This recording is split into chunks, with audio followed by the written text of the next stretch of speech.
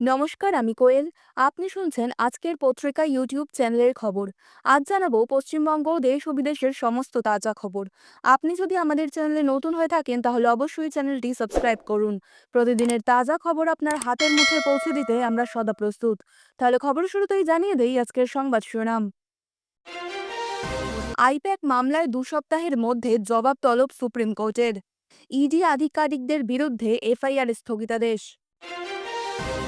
হোয়াটসঅ্যাপে সেদিন নির্দেশ এসেছিল, ভরা এজলাসে চ্যাট দেখালেন তুষার মেহতা। দেখেই বিরক্ত হলেন বিচারপতি। মাধ্যমিকের অ্যাডমিট কার্ড আর এসআইআর নথি হিসেবে গণ্য হবে না, নয়া নির্দেশ নির্বাচন কমিশনের। অভিষেক মনু সিংঘভি কপিল সিব্বলদের মতো তাবড় আইনজীবী লাগিয়েও আইপ্যাক কাণ্ডে সুপ্রিম কোর্টে চরম ধাক্কা খেলেন মমতা ব্যানার্জি। আইপ্যাক কাণ্ডে নয়া মোড়, রাজীব সহ একাধিক শীর্ষ পুলিশ কর্তাকে সাসপেন্ড করা হোক, সুপ্রিম কোর্টে আবেদন ইডির। আইপ্যাক মামলায় ইডিকে জোর ধাক্কা সুপ্রিম কোর্টের।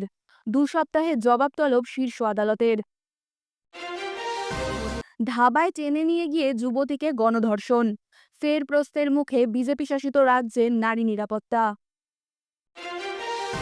যাদবপুরে অস্বাভাবিক মৃত্যু বিএলওর, নেপথ্যে এসআইআর চাপ। সঙ্গী যুদ্ধবিমান সাবমেরিন, ইরানের দিকে রওনা দিল ৭,৫০০ সেনার মার্কিন নৌবহর। অগ্নিগর্ভ ইরান, প্রবাসী ভারতীয়দের একটি দলকে দেশে ফেরানো হতে পারে শুক্রবারই। এতক্ষণ শুনছিলেন সংবাদ শিরোনাম, এবার জানাবো বিস্তারিত খবর। আইপ্যাক কাণ্ডে মুখ্যমন্ত্রী মমতা বন্দ্যোপাধ্যায় সহ ডিজিপি, সিপি এবং ডিসিপির কাছে জবাব তলব করল সুপ্রিম কোর্ট। আগামী 2 সপ্তাহের মধ্যে এ বিষয়ে হলফনামা জমা দিতে বলল শীর্ষ আদালত। ততদিন পর্যন্ত সব ডিজিটাল প্রমাণ সংরক্ষণ করার নির্দেশ দেওয়া হলো সুপ্রিম কোর্টের তরফে। অন্যদিকে বিভিন্ন থানায় ইডি আধিকারিকদের বিরুদ্ধে করা এফআইআর দায়েরের ওপরেও স্থগিতাদেশ জারি করল আদালত। ইডি অফিসারদের বিরুদ্ধে এফআইআর রুজু করা হয়েছিল 2টি শেক্সপিয়ার সরণি থানা এবং 2টি ইসিপিএ থানায়। তার উপরে পরবর্তী শুনানি পর্যন্ত জারি করা হলো স্থগিতাদেশ। শেক্সপিয়ার সরণি থানা ও ইলেকট্রনিক কমপ্লেক্স থানায় এফআইআর এর ওপরে জারি হলো এই স্থগিতাদেশ। ইডির দাবিকে মান্যতা দিয়ে বেঞ্চ জানায়, ওরা যখন সঙ্গে করে সার্চের অনুমতি নিয়ে গিয়েছিল তখন ধরে নিতে হবে গুড ফেইথেই গিয়েছিলেন তারা। এদিন বিচারপতি প্রশান্ত কুমার মিশ্র এবং বিচারপতি বিপুল পাঞ্চলির বেঞ্চ জানায়, কোনো কেন্দ্রীয় সংস্থা কোনো দলের নির্বাচনী কাজে হস্তক্ষেপ করতে পারে না। কিন্তু কিন্তু কোনো কেন্দ্রীয় সংস্থা যদি বোনাফাইড কোনো সিরিয়াস অ্যাফেন্সে তদন্ত করে, কেন্দ্রীয় সংস্থাকে কি বাধা দেওয়া যায়? তারপরই মমতা বন্দ্যোপাধ্যায়ের বিরুদ্ধে জারি হয় নোটিশ। আগামী 3রা ফেব্রুয়ারি মামলার পরবর্তী শুনানি। 8 তারিখে সিসিটিভি ক্যামেরা এবং স্থানীয় এলাকার সিসিটিভি ফুটেজকে সংরক্ষণ করতে নির্দেশ আদালতের। ঘটনার ঠিক 1 সপ্তাহ পর বৃহস্পতিবার সুপ্রিম কোর্টে শুরু হয় আইপ্যাক কাণ্ডে ইডি মামলার শুনানি। বিচারপতি প্রশান্ত কুমার মিশ্র এবং বিচারপতি বিপুল পাঞ্চলির বেঞ্চের সামনে সওয়াল শুরু করেন সলিসিটর জেনারেল তুষার মেহতা। এদিন শুনানির শুরুতেই পশ্চিমবঙ্গের মুখ্যমন্ত্রী মমতা বন্দ্যোপাধ্যায়ের বিরুদ্ধে ঢুকে পড়ে নথি ছিনিয়ে নেওয়ার মতো গুরুতর অভিযোগ আনেন সরকারি কৌঁসুলি তুষার মেহতা। তিনি ইডির তরফে দাবি করেন, নির্দিষ্ট নথি নিয়ে স্থানীয় পুলিশ প্রশাসনকে জানিয়েই কয়লা কাণ্ডের তদন্তের সূত্রে আইপ্যাকের অফিসে অভিযান চালিয়েছিল ইডি। সরকারি আইনজীবীর অভিযোগ, ইডির তল্লাশি চলাকালীন রাজ্য পুলিশ আধিকারিকদের সাথে নিয়ে সেখানে ঢুকে পড়েন তৃণমূল নেত্রী মমতা বন্দ্যোপাধ্যায় এবং এর আগেও পশ্চিমবঙ্গে ইডি, সিবিআই এর মতো কেন্দ্রীয় তদন্তকারী সংস্থার আধিকারিকেরা সমস্যায় পড়েছেন। তুষার মেহতা বলেন, মুখ্যমন্ত্রী নথি ছিনিয়ে এনেছেন, তারপর উনি ঘোষণা করেছেন যা করেছেন ঠিক করেছেন।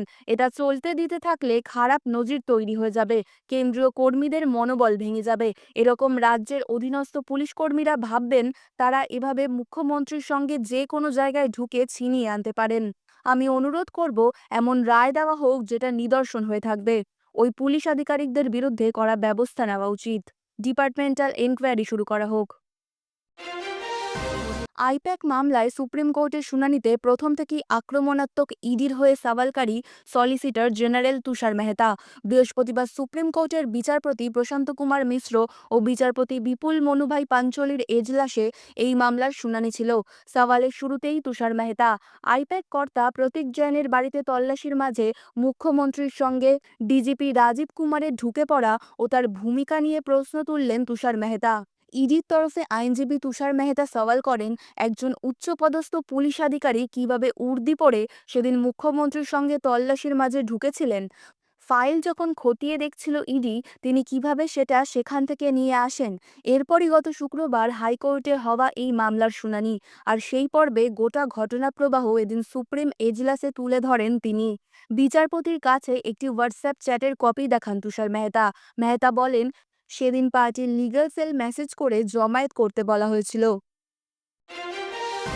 ভোটার তালিকায় নিবিড় সংশোধন বা এসআইআর ঘিরে নিত্য নতুন অভিযোগ জমা পড়ছে।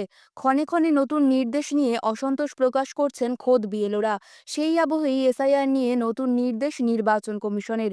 এসআইআর এর তথ্য হিসেবে মাধ্যমিকের অ্যাডমিট কার্ড গণ্য হবে না বলে জানিয়ে দিল তারা।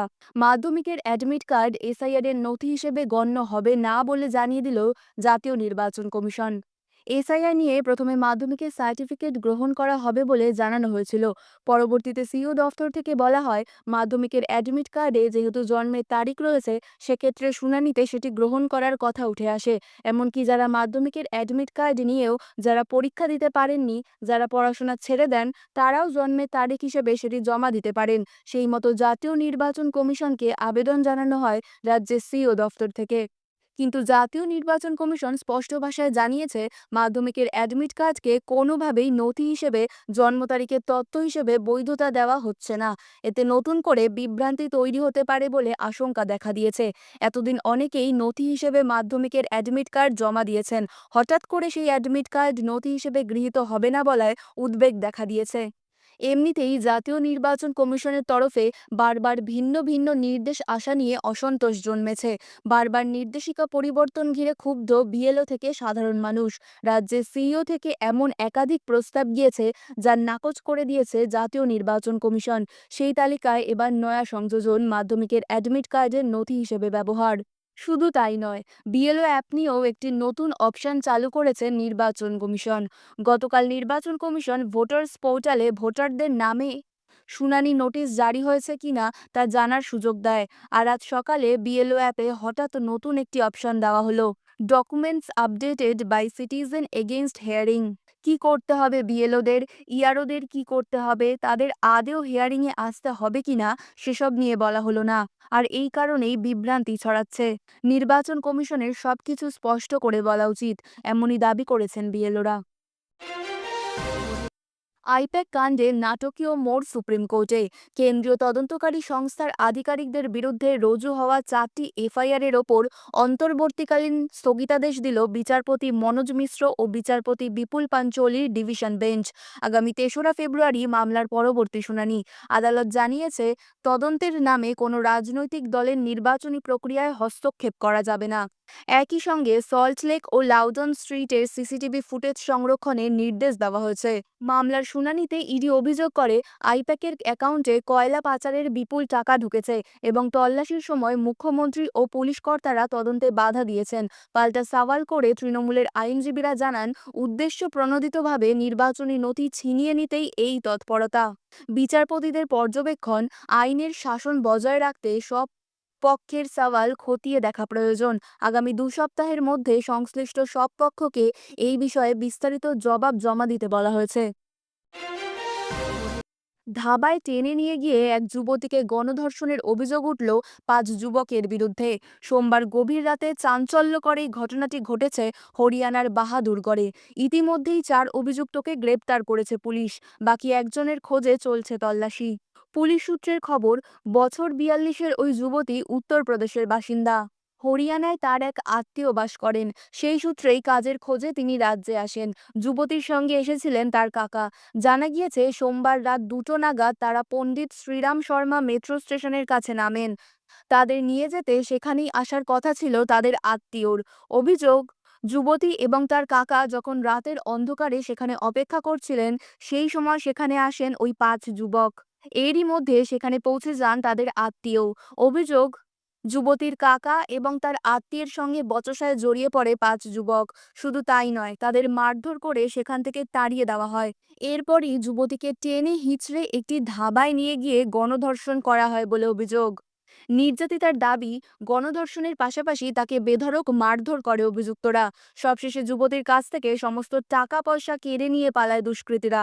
যুবতীর অভিযোগের ভিত্তিতেই তদন্ত শুরু করে পুলিশ।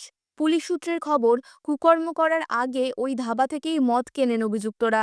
ইউপিআই লেনদেনের সেই সূত্র ধরেই ৪ জনকে গ্রেপ্তার করেছে পুলিশ। বাকি একজনের খোঁজে চলছে তল্লাশি। গোটা ঘটনায় ফের প্রশ্নের মুখে পড়েছে বিজেপি শাসিত রাজ্যের নারী নিরাপত্তা। খবর আজকের মতন এই পর্যন্তই। পরবর্তী খবর শোনার জন্য সাবস্ক্রাইব করুন আজকের পত্রিকা ইউটিউব চ্যানেলটিকে। সুস্থ থাকুন, ভালো থাকুন। ধন্যবাদ।